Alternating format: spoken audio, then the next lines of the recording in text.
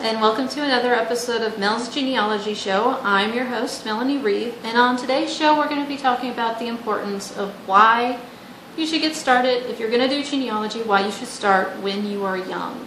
And by young, I'm specifically referring to the group of folks that are in their at latest early 30s, but typically in their 20s and younger, 20s and teen years. And the reason I want to focus on this group is either by their own accord or because they're constantly being told this by older people, is that, oh, you've got plenty of time, don't worry about it. Not just with genealogy, but with everything in their life. Don't worry about it, you're young, you've got all kinds of time. Well, and that is true when it comes to a lot of things, but when it comes to genealogy, time really is of the essence, and you don't necessarily want to wait until whatever it is you're waiting for to get started.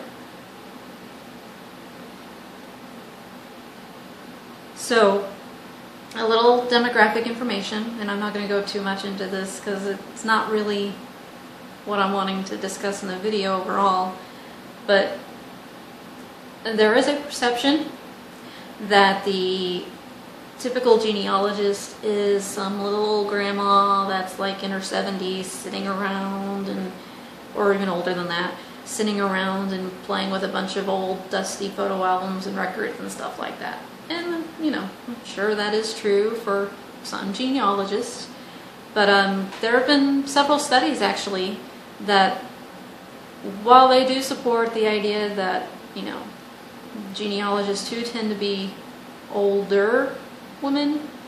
Older isn't elderly. Older tends to be more in the middle-age years, actually. So, and you know, I'm not going to go into those studies or anything like that. But if you are interested in knowing more about the studies that have been done on that, which are mostly consist of surveys from what I've gathered, a genealogist by the name of James Tanner, which if you're just getting or looking to get into genealogy, you may or may not have heard of him, but he's kind of well known in the genealogy community, and he's been doing genealogy for a good 20 years or something like that, so he's kind of a veteran in it all. But he's really kind of gotten into the demographics of genealogy, specifically in the interest of getting more young people into genealogy. At least from his perspective, there aren't enough young people in doing genealogy. I don't know how true that is, but if you are interested in knowing more about those studies and what he's learned about it so far, you can go to his blog. His blog is called Genealogy Star, and the particular article I came across where he cites a few different studies is called Demographics of Genealogists, a Review. And you should see up there a link to that blog. So you can type in that blog address, and I'll also put it down below. And you can go and check that out if you want to know more about the nitty-gritty scientific studies that have been done on genealogy demographics. But for our purposes, I want to go more into the purpose of just getting you out there. So my opinion on that delay is just more, it has more to do with, for one, as with everything, people wait until the last minute, and so, you know, wait until it's too late or wait until the last minute to get started into something, and so that tends to have a bigger influence on that.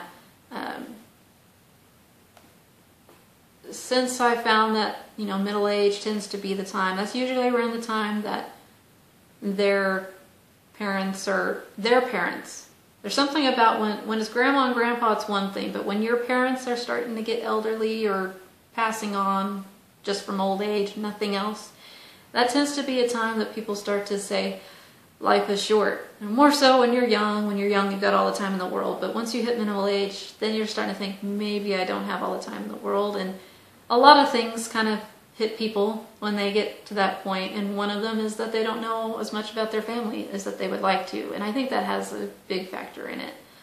And then there's just kind of, you know, you get older, you long for the good old days when you thought things were better than they are now, and I don't know. It's not necessarily true that things are better now than they were then. It's just different. But you know, you kind of miss hanging out with Grandpa, doing things with Grandpa, all those little things you used to do that you don't do or can't do anymore. And then there's also the element that when you're young, you just don't appreciate your family history as much as you tend to appreciate it more after you've had kids of your own and maybe even now have grandkids. And so I think all of those play a factor in why people wait until they're middle-aged. As far as why anybody waits, whether they're young or older, whatever age that they are, there's always seems to be a reason to wait. And I think one reason is time. There's always something that keeps you from having enough time to get into genealogy. And it is true, genealogy is a bit of a time-consuming hobby to have. But on the other hand, you know, all hobbies, if you spend enough time doing them, can be time-consuming. And even with genealogy, it's only as time-consuming as you let it be. I mean, if you get obsessed with it, like most genealogists do, it can be very time-consuming. But I know for me, as time-consuming as it is, sometimes it gets too time-consuming, and I'll set it aside, and I'll wait, you know, not necessarily a definitive amount of time. I'll just wait a bit, come back to it later, after I get done with whatever it is that I need to devote some time to. Another thing that stops people is the money factor. As with a lot of hobbies, if you choose to spend too much money on it, you can easily spend too much money on it. And if not done right, you can end up spending a lot of money on things you didn't need to spend money on. With technology, there's a lot of new technologies that are actually making records that you used to have to pay for either free or at least cheaper to be acquired. A lot of records are being made available on the internet directly, so you can just access it either through their website or purchase it from their website directly, and you can have an electronic form. So if you do have to pay for it, at least you're not paying for printing costs unless you print it out yourself. And then there's also websites that are non-profit, you know, basically pay for everything through donation, that, you know, are free to the public. It's always good when you can to donate to those websites and those organizations, because it may be free to you, but it's not free. So, but technology has made it a lot easier to get access to records that, even if the record itself didn't cost you money, going to where that record was might have cost you money. If you are wanting to look at a book that's only available in a library on the other side of the country, then that would have cost money to go to see that book, versus now that book may or may not be available on the internet as a Google book that you can just either, you know, look at it for free online, or if there's enough copies, if there's copies for sale, you could buy it online.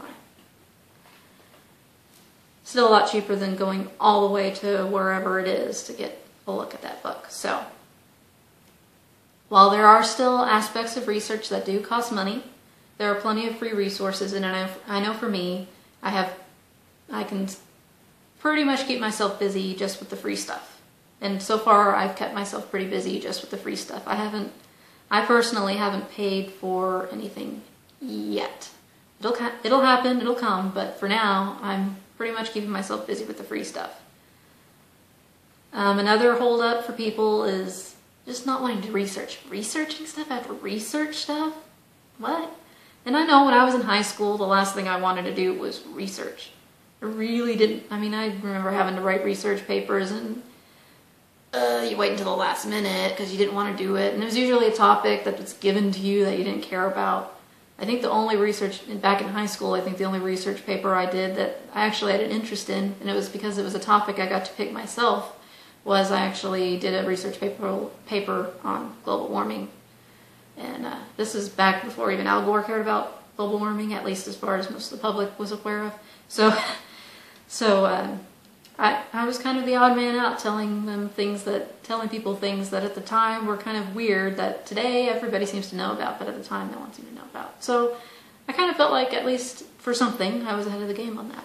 But the point is, you know, for the most part, with that one exception, I didn't really like to research. But if that did teach me something, it was that researching is a lot more fun if you're researching something you care about. If you really like fancy smartphones, then you kind of enjoy researching different types of smartphones, for example. If you want to learn about your family history, then you're really going to enjoy the research. I know for me that whether I liked researching before or not, I like researching now, because, at least researching this, because I'm researching my family. Researching people that actually, everything that they did, amongst other people, led to me. So, you know, the research stuff, I had to research stuff, that kind of goes away when you're researching something you care about. And the last thing I'm going to point out that is kind of a thing for people is fear. And this is kind of the thing in my family. That was kind of the big holdup with maintaining any kind of real family history within my family, especially in certain branches of my family. And I know this phrase, you know, it's what my great uncle, my grandmother's brother, used to tell her every time she would ask about family history, you know, what was going on. And he used to tell her, stop digging, you might not like what you find. You know, he's from Texas, so he's got kind of an accent. And to a certain degree, that is true. I mean, this is a particular branch of my family where not all the stories that you learn are happy, fuzzy stories. I mean, there's a lot of pain and anger and frustration that happened in that part of the family, and especially for their generation, that stuff was still fresh for them. So to a certain degree, you know, it can be difficult to reconcile knowing that this is your family and then not trying to take those kind of things so personally that it turns you off of wanting to know more about the rest of your family history. And for me, I think I just found that if you're researching an ancestor that's fairly far back in your in your tree, like 4 or 5 generations back or farther, at that point, yes, they did have an influence on their kids who influenced their kids and so on down to you, and so maybe there might be some residual effects of whatever they were going through onto you. But for the most part, the world is different, you are different, and this is all history. It's all stuff that's happened in the past. You can't change any of it, but you can learn from it. And so the whole point of history, whether it's genealogy, your own family, or any other kind of history, is that if you don't learn about the history, you're doomed to repeat it, is what they say. So, you know, it's just good to know this stuff. Even though it might not all be fuzzy and pretty, you might learn things about your ancestors that aren't necessarily the happiest things. But for the most part, it's all history, and you take the good with the bad. And try not to take it too personally. And there's no reason to be afraid of it. If it's 4 or 5, 6 generations back, don't be afraid of it. It can't hurt you. So reasons not to wait. The ultimate reason you're watching this episode. Reasons not to wait. Number 1 being the valuable first-hand stories. Those the stories coming from the horse's mouth, so to speak. Asking Grandma about how she met Grandpa, you know. Those little stories. The little nuggets that make your ancestors human beings, as opposed to names on a census record. And you want to hear those stories and document those stories as early on as you can. Don't wait 20 years if Grandma's even still around. Now Grandma's senile and can't really remember all the details, or even if she isn't senile, everybody forgets details after 20 years. So you want to get the stories as early on as possible so you can get a more accurate version of the story than you're going to get 20 years, 30 years, 40 years down the road.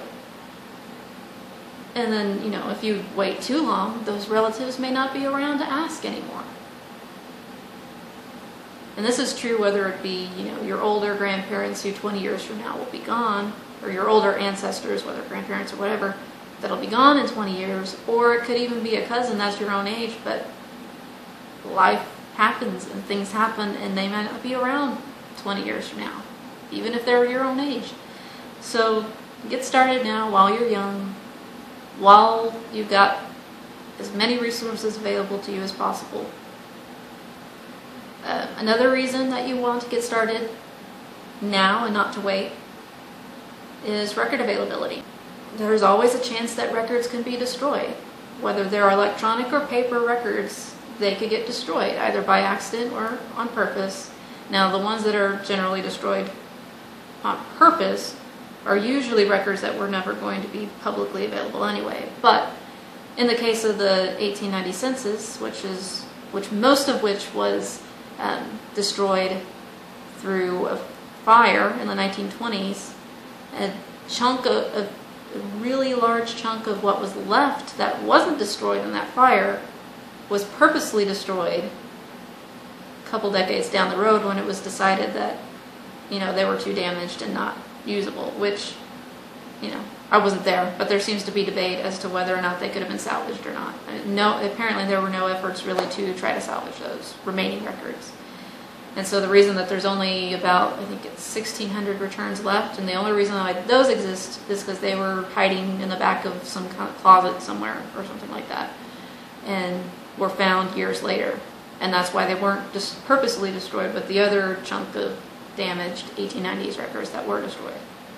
So that one was half accident, half purposeful. The accident was before they were publicly available anyway, so time wouldn't have really helped much. But the ones that were purposely destroyed, if they weren't destroyed, we would have had some of them today, but they were. So, and that's just kind of the most well-known example, but there are many instances that even people that have been doing genealogy for years, they finally get over to the homeland, to go to that church where their fourth great-grandmother was born, and find out that last year there was a fire, and that particular book that her birth record would have been in was destroyed. So there's always the chance that records will be destroyed before you can get to them. But if you wait for 20, 30, 40 years, that chance grows considerably. So the sooner you get started, the sooner you make it a point to try to get to those records, the less likely it is that they will have been destroyed while you were waiting. Interestingly, time is another concern on why you shouldn't wait. And even though time seems to be one of the biggest excuses of why people will wait, it also is the reason you shouldn't wait. Because if you wait until you're older, wait until you're retired, that's 20, 30, 40 years, however long you've been waiting to get started, that you've lost. Now, granted, you were doing other things during that time, but you could have spent a little time here or there during those years, but now that time's lost. And, as was mentioned before, genealogy can be a pretty time-consuming hobby to have, so the more you allow yourself time earlier on to do it, the more you'll be able to find in your lifetime. And no matter when you get started, genealogy takes a lifetime to really, beyond a lifetime, to really accumulate everything. So the more lifetime you give yourself to do it, the better. And the last one is vitality. And by vitality, I mean energy, and I'm also talking about health. So if you're in your teens, 20s, maybe not so much your teens, but once you get into your 20s and you're out in the world, you may not have a lot of money, but you do have a lot more energy than you're going to have when you're, even 30.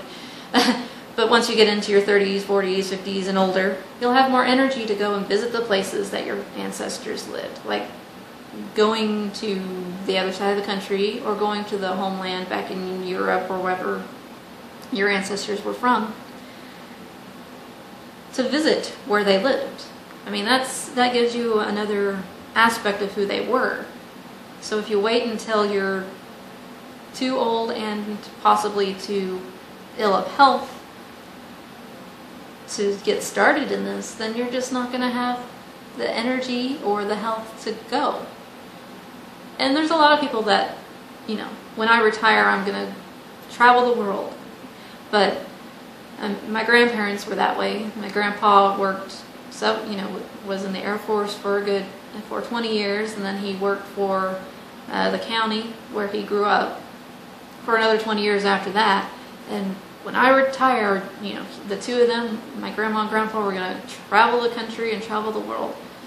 But that didn't come to pass, because when he did retire, even when he retired the first time, my grandmother's health, she had been diagnosed with diabetes, and her health really began to decline after his first retirement. And then by the time he retired from his second job that he had, she was so ill that they rarely traveled at all, other than holidays to visit family. And even then, it was a big to-do to travel at all. The travel that they really wanted to do when they were younger just didn't happen like they had hoped. So if they had done all that stuff when they were younger, they may have had something to look back on, at least, you know. So as with everything, you know, don't put everything off until you retire, because you don't know what will happen between now and then. So in conclusion, I would say, you know, just don't wait until whatever it is you think you need more time for. Don't wait until you have more time. Don't wait until you have more money. Don't wait until you think you'll care more. I mean, you may not care as much about it now, but just about anybody I've ever asked about this stuff, you know, they find that when they were younger they didn't care as much, but then they got older and found that they do. And anybody that I've ever talked to that didn't start doing this until they were in their 40s, 50s, and older, every one of them tells me, I wish I'd started sooner. Every single one. Not a one of them says, oh yeah, I'm glad I didn't do it when I was in my 20s. No, everyone wishes they'd started sooner. Wishes they'd asked their parents these questions when their parents were still around. So, with that, that is the end of this episode. Thank you for joining me here on Mel's Genealogy Show.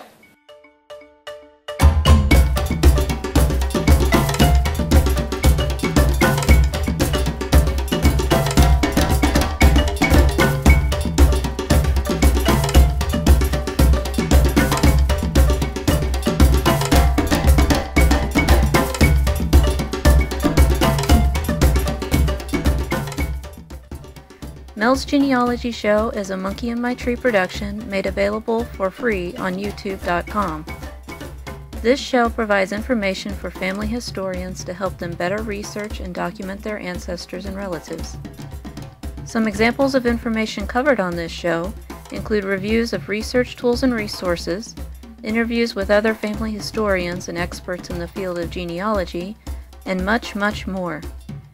If this is of interest to you, click the subscribe button on our YouTube channel, Monkey in My Tree, to follow each episode of Mel's Genealogy Show and other Monkey in My Tree programs. You can like us on our Facebook page at facebook.com/monkeyinmytree or follow us on Twitter at monkeyinmytree. Visit our website at monkeyinmytree.com for additional genealogy resources. And to help us continue to provide these resources for free, please visit our support page at monkeyinmytree.com/support.